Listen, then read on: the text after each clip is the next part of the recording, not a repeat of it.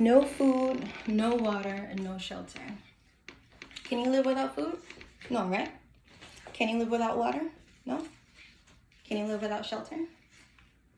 I guess we can all agree that we can't live without food, water, or shelter, nor can animals, right?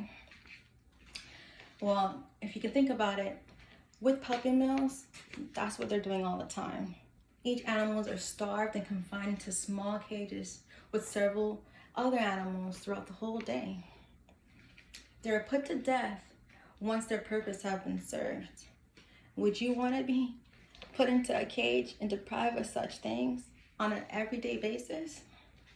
Or over 2 million dogs and cats have been put into this predicament because of puppy mills, according to the Humane Society. The Earth Charter states that recognize that all beings are independent and every form of life has a value regardless of its worth to human beings.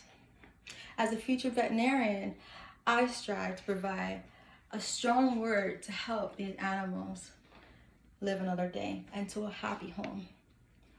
Today I will explain the problems associated with puppy mills and a sustainable solution that we can help stop this problem. Now it's time to go ahead and discover the root of this problem. I'll also explain the problems associated with puppy mills and their causes and a sustainable solution to help solve these issues. For starters, puppy mills or dog breeding facilities, they create several severe issues every day. First of all, the sheer existence of puppy mills, they overpopulate the animals' population all over the world. In fact, Doris Day of the Animal League estimated that over 5 million animals every year are euthanized in animal shelters because they can't find a home for them. If you can imagine being in a place where nobody wants you because they're going to pet stores all the time. I've learned that puppy mills sell over 2 million dogs every year. 2 million. That's a lot. 2 million every year. And there's so many dogs in the animal shelter that are looking for a home, but they're being sold by other facilities that's not even taking care of them. This is alarming due to all the animals that are misplaced into the animal shelters. The New York Times states in 2006 that amount, over 5 million animals, that's only half of animals in these animal shelters that are being euthanized every year. And this doesn't even include the stray cats and dogs that are roaming the streets. I know you've always, aimlessly noticed the cats and dogs running around the streets. If you can imagine them being into a home inside of, people going to pet stores or breeders to go out and pick the dogs that they wanted.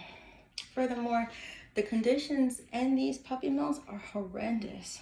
If you can imagine just sitting in your own feces and, being overcrowded to the next person near you. That's what these animals are going through every single day. In 2006, Christina Matthews writes that, and from the Ethical Treatment of Animals, or PTA, explained how these dogs are in wooded, wired cages 24 hours out of the day. They're not being socialized. They're not provided, the right veterinary care. They're not provided the right food to go ahead and live a healthy life. The research shared that there's a large concentrations in Midwest. I've also learned that breeding parents, they're being confined in cages for 24 hours or more. Consequently, these animals develop health issues because they've been overbred. They have been malnutrition,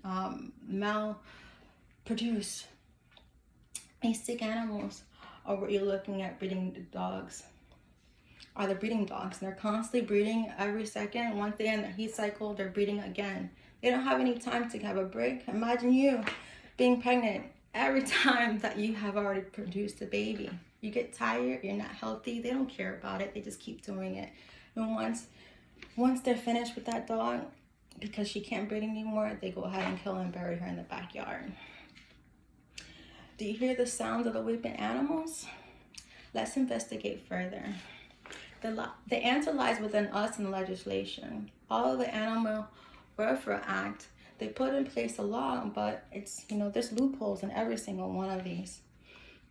This was always This was predicted within 35 years ago, animals to protect animals, but due to the overpopulation, things are slipping through. In 2007, the PTV estimated that 70 inspectors have been opposed to those over 8,300 puppy mills all across the US. And if you can think, if there's 70 to 8,300, it's gonna be spotty. There's not gonna be any thorough type of investigation. And if it is, it's very spotty. They're already giving them ahead of time when they're gonna go ahead and inspect the yard. They're giving them clues, and once, if they do fail, it's a small fine that they have to go ahead and take care of. Additionally, by selling the dogs online or through newspapers, these are the extra loopholes that they're going through. These loopholes doesn't help the puppy mills at all. They find more ways to go around the laws. So we need to put a stop to it.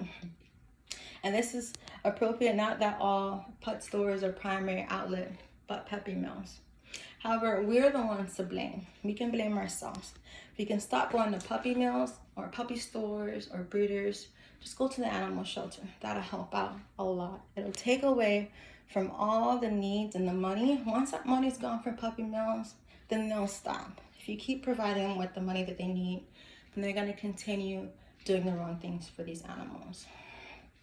Now it's time for sustainable dog treats. We hold the power to change all of that. Simply adopting a dog from an animal shelter instead of buying them from one pet store, that'll help. Oftentimes, animals at shelters, they make better pets anyways. They've been fed. They've been provided with the proper veterinary care treatment. And with that, you can have a healthy dog or a cat to live with you and your family as you want it to be. And if you're looking for, pure breeds, that's usually why most people go to puppy mills, or not knowing it, breeders or pet stores, because they want a pure breed animal. 25%, according to the Humane Society, 25% of these animals are pure breeds. You just don't know it. Go into the shelter and find a loved one for yourself. I've done so myself. I found a Yorkie. I have her for the past 3 years. And my long lover, he's a pit bull, blue nose. His name is Dutch. I've had him for over 10 years. I found him actually walking the streets. He was one of the strays roaming the yard. I found him and I was able to bring him into my house with my 2 daughters. And since then, we were able to take care of everything, which is great. So to summarize everything we discussed, the severe problems of puppy mills that we have today, and a sustainable solution to go ahead and stop that issue. I increased your knowledge on a particular problem with puppy mills and address the sustainable solution. The animals of this world exist of our own reasons. They were not made for humans any more than Black people were made for white or women made for men, according to Alice Walker.